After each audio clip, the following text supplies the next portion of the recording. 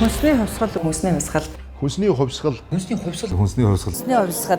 Улсын хэмжээнд ерөнхийлөгчийн төвшөнд, засгийн газрын төвшөнд, их хурлын төвшөнд энэ асуудлыг гаргаж ирж тавьдсан ийм явдал бас байгаагүй. Ерөнхийлөгчийн санаачилсан хүнсний хувьсгалын энэ нэг хөнгөлөлтөй зээл бол биднэрт бас их нэмэр тус болж байгаа гэж үзэж байгаа. Энэ ажил мэдээ зогсож болохгүй. Ногоочд ногоогоо тарьж ийн, үйлдвэрлэгчид үйлдвэрлэхээ мэдж ийн. Тэгээд энд ганцхан л дэмжлэг хэрэгтэй. Энэ бол урт хугацаатай богино бага хүнтэй зээл. Яг энэ тухай цагт яг шаардлагатай байсан санхүүжилтийг олж авч чадсандаа бол бидний ажил бол маш их дэмжлэг болсон байдаг юм аа. Яг энэ хүүн дээр нь татаас өгч байгаа энэ байдлыг бол маш их талархалтай хүлээж авч байна. Хүнсний үйлдвэрийн зориулалтаа тоног төхөөрөмжийг гайлын татвараас чөлөөлсөн энэ бодлого бол маш их оновчтой бодлого. Бид бас цаасан дээр үлдээж болох хурдтай явж гин гэж ойлгож байгаа. Импортын барааг орлох, хүнсийг үйлдвэрлэх ийм л одоо үр хариуцлага ирж байна. Энэ санхүүжилтүүдийг яг зөв хүмүүстэй зөв үйлдвэрлэгч нартаа ингээ олгоод явах юм бол цаашдаа хөгжлөн цааш явах юм байна. Төр дэмжсэн шиг дэмжиж зоригтой шийдвэрээ гаргаад өгөх юм бол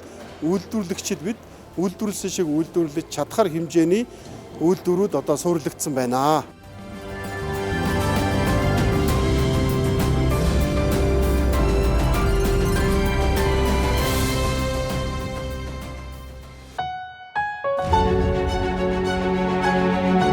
Монголчууд бид эх орондоо хүнсний хувьсгал хийхээр шийдээд 2 жил гаруй хугацаа өнгөрч байна.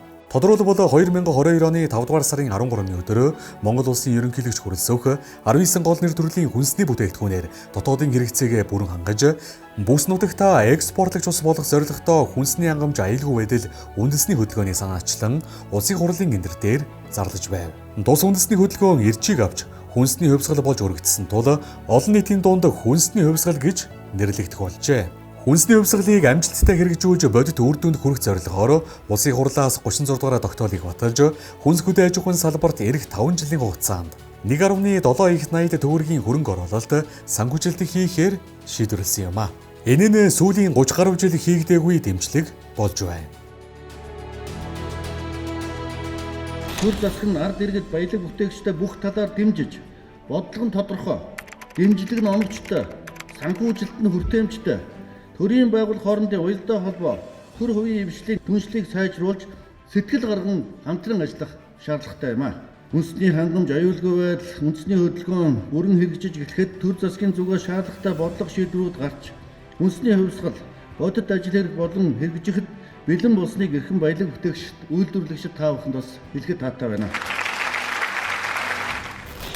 Хүнсний хувьсгалыг хэрэгжүүлэхэд бүх шатны төрийн болон төрийн бус байгууллагууд, олон улсын байгууллагууд, аж ахуй нэгжүүд хамтран ажиллаж байна. Гэвч үйлдвэрлэгч баялаг бүтээгчид эцсийн дүнд томоохон нөлөө үзүүлнэ гэж үзэн тэднийг дэмжсэн олон бодлого шийдвэрүүд гарчээ.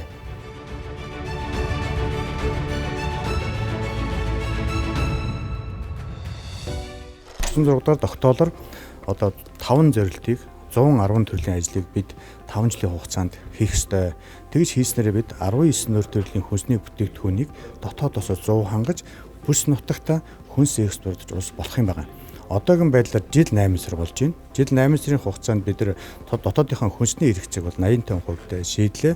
Мэдээж одоо хүнсний үйлдвэрлэлийн зээл бол их сайн явж байна. Нөгөө талдаа мал аж ахуй тал дээр бол одоо жоохон хойрог байна, удаашралтай байна, тийм ээ. Тэгэхээр одоо мал аж ахуй тал дээр 23 онд хийгдсэн ажил бол нэг 50% байх жишээний, хүнс үйлдвэрлэлээр дээр хийгдсэн ажил нэг 70% байх жишээний. За арилжааны банкнуудын хүнс аж ахуйн салбарлаа олгосон зээлийн одоо олголт бол 85% хамгийн өндөр дүнтэй гарч байгаа юм, тийм ээ.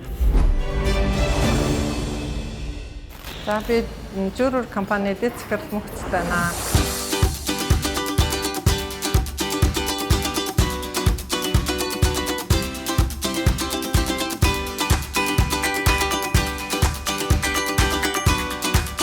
За манай компанийн хувьд бол энэ хүнсний хувьсгалын хүрээнд хөнгөлөлтөө зээлийг бас авсан. Үүгээрээ бол бид нар одоо үйлдвэрлэлийнхаа тоног төхөөрөмжийг шинчлэх, үйлдвэрийнхаа хүчин чадлыг дээшлүүлэх, дээрээс нь чанарыг дээшлүүлэхэд чиглэсэн одоо тоног төхөөрөмжүүдийг бас авч эхлээд байна.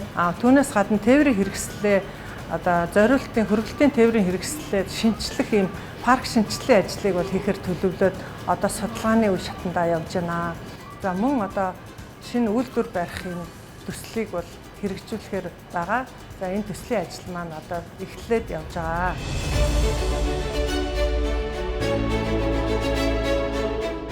Манай компани бол гол шалгуур нь юу вэ гэхээр бэлчээрийн малын сүг ашиглаж Европын технологиор Франц, Итали, Швейцар технологиг ашиглаж бяцлаг хийдэг.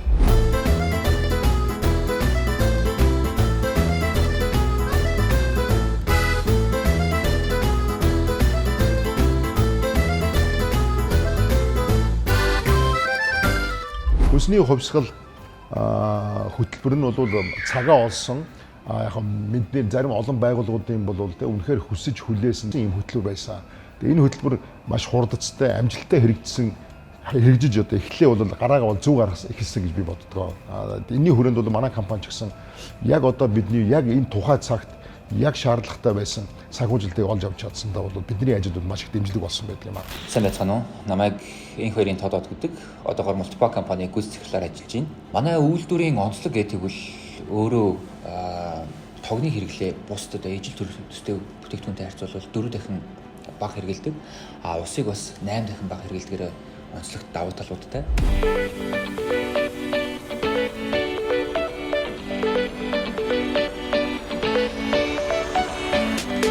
Манай компани юуг үйлдвэрлэж гэнэ гэх юм бол хүнсний үйлдвэрүүд дотоодын зах зээлийг хангадаг хүнсний үйлдвэрүүдийн мах, ус ундаа, барилга, уулуурхай, замгүүр эдгээрт ашигладаг нийлэг төрлийн хальсыг үйлдвэрлэдэг. Энэ үйл ажиллагаагаа эхлээд одоо 13 дахь жилдээ доктортой үйл ажиллагаагаа явуулж байна. За энэ манайх энэ хүнсний хувьсгалд нэгдснээрээ одоо за санхүүгийн хувьд болохоор зээл авснараа одоо бараа бүтээгдэхүүний тасаллаа бууруулах түүхий эдүүдийг авах заримдаа нөөц үүсэх хэрэг гардаг л та. Заримдаа хэрэглэгчийн захиалга нь гинт орж ирдэг. Эсвэл одоо зарим тохиолдолд хүлээлтээс төлөвлөлтөөс илүү өндрөөр эсвэл заримдаа бага ч юм уу те хүлээлтээс арай өөр орж ирдэг. Энэ тохиолдолд нөөцтэй байх нь маш өндөр давуу талыг бий болгож байдаг. Заримдаа бид нар хэрэглэгчтэй зориулаад үйлдвэрлэсэн түүхийдээ бэлэн бүтээгдэхүүнээ үйлдвэрлээд өөрсдөө агуулга дээр хадгалж өгөөд дараа нь нөгөө хүнийхээ хэрэгцээ гарангуут нь шууд нийлүүлчихдэг байж байгаа.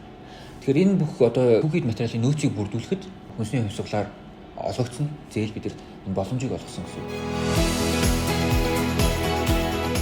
Гигабүз компани захирал Сүхбаатар гэж хүн байна.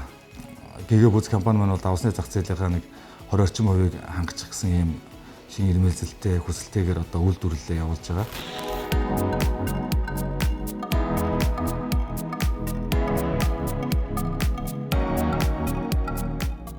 Аймгийн Санд Маргад суманд байдаг одоо дэвтэр нуурын Монгол хан гэдэг компани байдаг.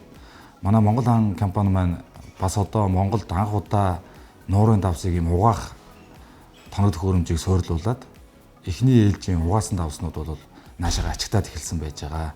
Тэгэхээр энэ бол одоо бас Монгол улсад давсны үйлдвэрлэл, үйл явцад бол нэг шат агсан гэж үзэж байгаа. Энэ нь бол бид нар одоо сая хүнсний хувьсгалын хүрээнд хөнгөлөлттэй засгийн газар, улсын хурал засгийн газрын одоо нэг хөнгөлөлттэй зээлээс санхүүжилт аваад тэгээд тэрүүгээр одоо хөрөнгө оруулалтын болон эргэлтийн хөрөнгийн зээлүүдийг бид нар авснараа тухайн үйлдвэрийг ашиглалтанд оруулаад өөрөөр хэлэх юм бол нэг гараар угаадаг байсан хуучны үе одоо Монголд одоо хоцрогдож эхэлж байна гэж ойлгож болох юм. Сайн байцгаана уу? Та бүхэнд энэ өдрийн мэндийг хүргэе. Намайг Мөг Мөгнө Болгомоо гэдэг. За Мөгийн Болор компани гүйцэтгэх захирлаар одоо ажиллаж байгаа.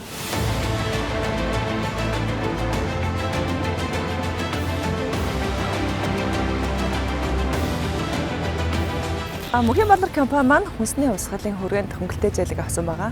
За энэ хөнгөлтэй зээлийг авснаар бид нар бол үйлдвэртэй өргөдөлтийг байрж мөн одоо дэвшлэлт технологиг одоо үйлдвэртэй суйрлуулах төлөвлөгөөтэй байгаа. Тэгээ одоогоор эхлээд манайх одоо үйлдвэртэй засварыг оруулаад одоо өргөдөлтөө явуулаад эхэлсэн байгаа.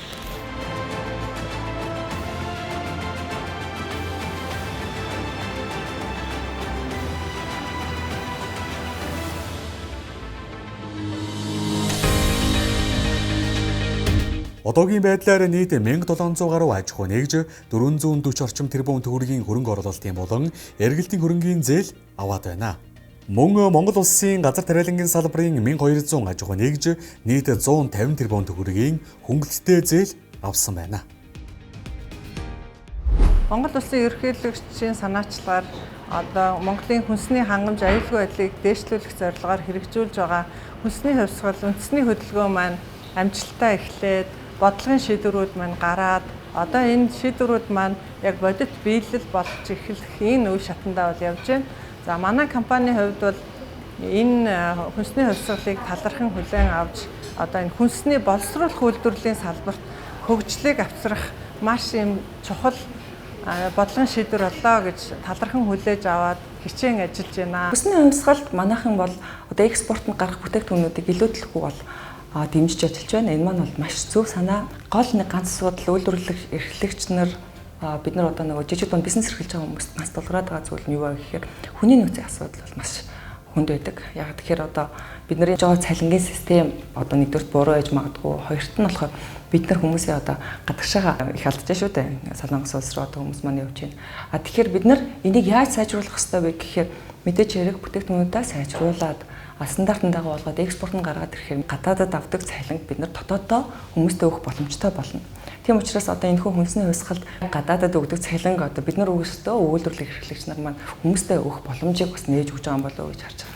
Ер нь бол манай Монголд бол импортлж байгаа бяцлагийн тоо хэмжээгээр Монголд үйлдвэрлэж байгаа бяцлагийн тоо хэмжээг харьцуулах юм бол дэндүү хямдалтай байдаг. Монголчууд бид нэр чүйтэй айтай нэг 10% ч хүрдэггүй импортлж байгаа бяцлагийн хэмжээнд хүрдэггүй. Бүх Монголын үйлдвэрлэгч нийлээд.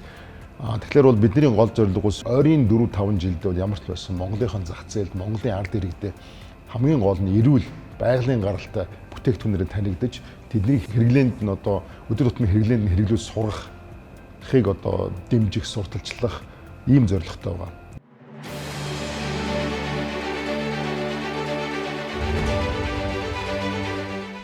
Дотоодын үйлдвэрлэл байснараа бид нар импортыг оруулж чадж байгаа. Импортыг орлснороо бид нар гадагшаа гарах валютын урсгалыг бууруулж чадж байгаа.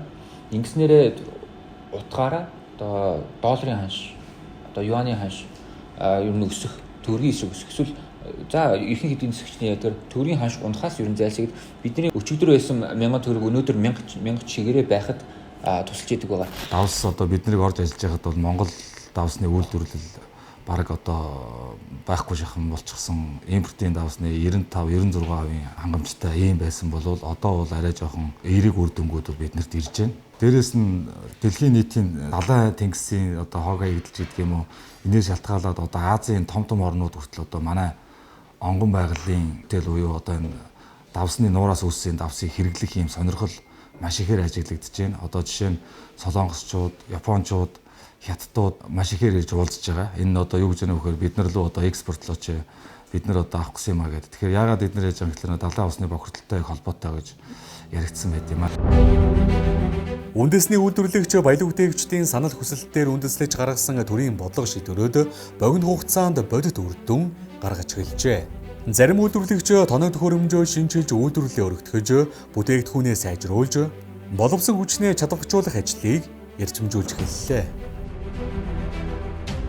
Бид биш мэхэд бидний өөрийнхөө аж зээнэр маань одоо үүсэх тийм эрсдэлтэй. Ягаад гэвэл одоо газар нутгийн 77% нь цөлжчээд байгаа учраас энэ цөлжсөн газар нутагч мал бэлжих газар тариалан тарих явандаа үүсэх эрсдэл айгүй их учраас энэ эрсдлээс Монгол улс урьдчилан сэргийлж ерөнхийлөгчийн санаачлага одоо үр дүнтэй явж байна гэдгийг Монгол төдийгүй олон улсын түвшинд тодорхой хэлэх юм бол нүүбийн түвшинд сайшааж байгаа.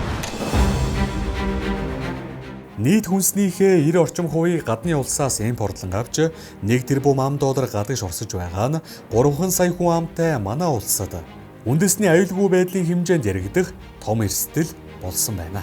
Үүнээс урьдчилан сэргийлэх хөрсөө хүнсээ хүнээ хамгаалах боломж нь хүнсний хувьсгал юм.